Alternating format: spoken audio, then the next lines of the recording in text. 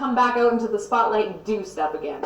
So he started performing, and he got a lot of good critical accolades because he was really good. Like, he had basically spent 5 years training his technique, and the critics noted the admirable perfection of his piano playing. He also started teaching his young 5-year-old son piano lessons, and his son was destined to become a great performer and virtuoso just like his father. So that was nice. Good guy. So I mean, life was good for him. Again, people were starting to remember who he was, but unfortunately this sort of revival in the public eye was pretty short-lived. Like, within 6 years or so, he'd be going back into another, like, seclusion from society, and a lot longer of one. The time was 1848, and things were tough for the average musician in Paris. There was the Paris Revolution, so musicians were, like, booking it, and there wasn't a lot of, like, performance opportunities for a musician, so it's a little harder to make money. But Alkin, he wasn't going to leave. Instead, he was gunning for the post of the head of the Paris Conservatoire, and he was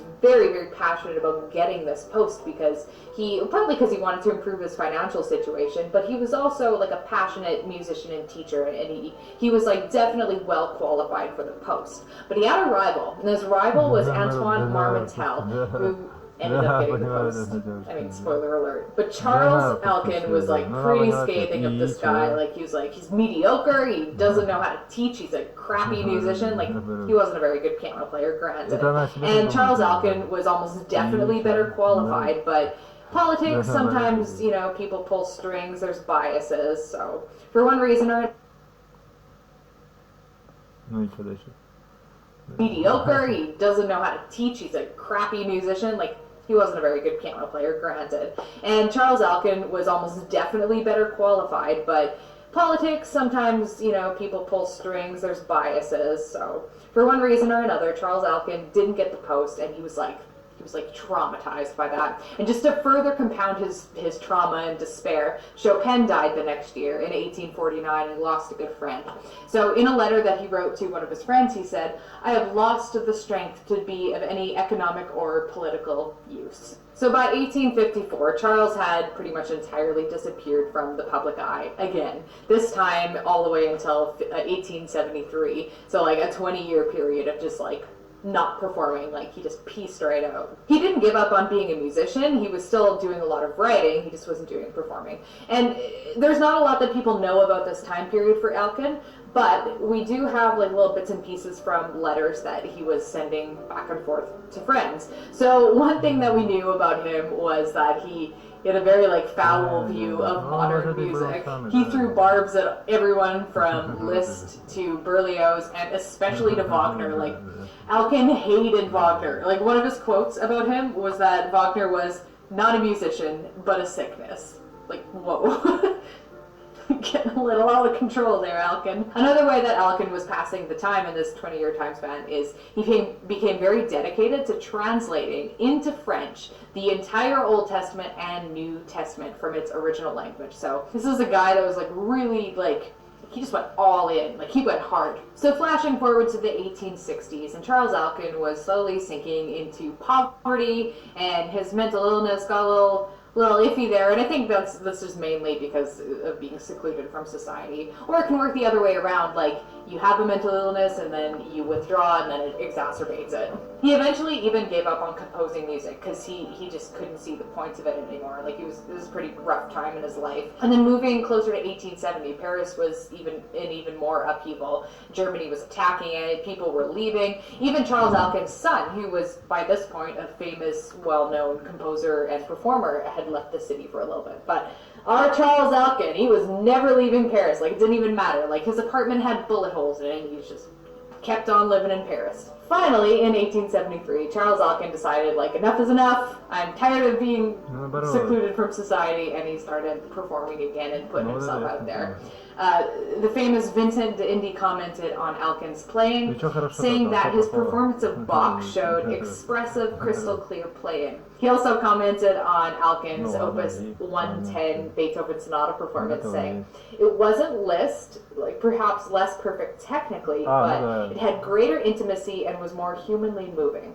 So that just gives us a little bit of insight into the style of Alkin's playing. And that brings us to his death in 1888. I know that's, like, jumping ahead 14 years, but that, like, when I was researching him, that's basically Прочитайте письмо, здравствуйте, меня зовут с нервной системой.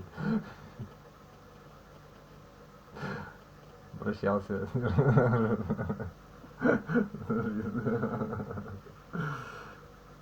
Эй, кто здесь? Эй! Эй!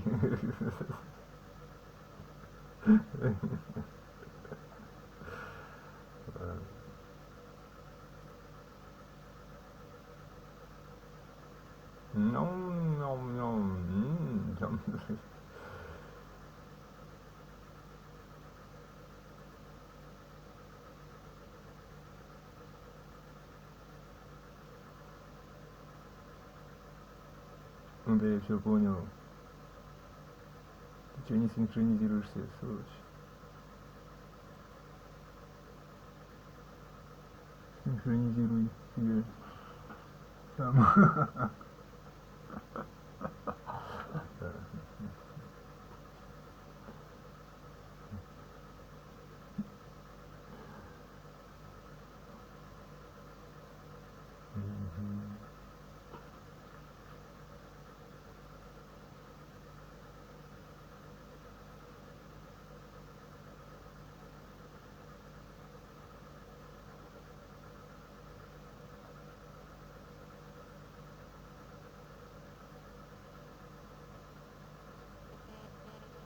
Ладно, ладно. Ну и че?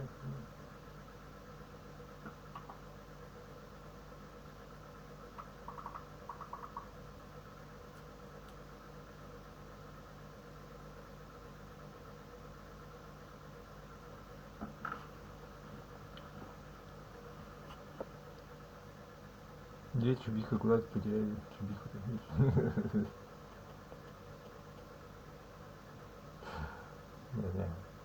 Все нормально. Basically, like, he performed a lot, he, like, got back into the public scene, and then he died. He lived to the old age of 74, which is, like, pretty good for the time. Like, it was a time where guys like Chopin only lived till age 39, so, like, that's a pretty good accomplishment. For some reason, the fable of his death is that a bookcase toppled over on him when he was reaching for some religious book, but totally didn't happen that way. Apparently, he was discovered in his apartment, trapped underneath like a heavy coat rack in his kitchen, and then he died a few hours after they found him. And I mean, that's all the details I was able on him when he was reaching for some reason, the fable of his death is that a bookcase toppled over on him when he was reaching for some religious book, but totally didn't happen that way. Apparently, he was discovered in his apartment, trapped underneath like a heavy coat rack in his kitchen, and then he died a few hours after they found him. And I mean, that's all the details I was able to discover. I mean, it could have been anything, like maybe he broke a hip or something, I don't know. So let's talk about the complicated topic of Alkan's personality. Now, there's always someone saying that every composer ever had some mental illness or other, so I don't necessarily believe that Alkan had a mental illness, but it's been speculated that he might have had Asperger's or OCD. Like, I have no idea, but just sharing the info with you guys. But what we do know is that Alkan was definitely like a full throttle, all-in kind of guy. I mean, the fact that he translated the entire Bible is pretty much a testament to that. Also, his amazing piano technique, like it was so well developed, like he clearly dedicated his life to music. And his technique was actually so good that Liszt considered him to be his only true rival. Like, Charles Alkan was the only person who made Liszt sweat a little when he performed. His relationship with his son is also pretty interesting. I mean, he never openly admitted that Delaborde was his son, but like everyone knew. I get a feeling that their personal relationship